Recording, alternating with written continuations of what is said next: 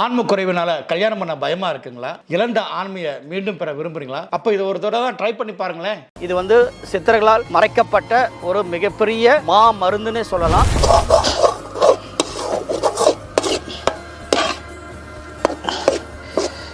பொய்யெல்லாம் சொல்லலை, உண்மையிலே நல்லா வேலை செய்யுங்க.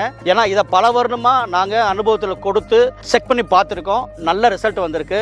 ஒரு சிலர் ஒரே டோஸ்லேயே நல்லா வேலை செய்யறதா சொல்லியிருக்காங்க. ஒரு சிலர் 3 டோஸ்லேயே வேலை செய்யறதா சொல்லியிருக்காங்க. கல்யாணம் பண்ணவங்களை பார்த்தா அவங்களுக்கு உண்மையை மறைச்சு கல்யாணம் பண்ணியிருப்பாங்க.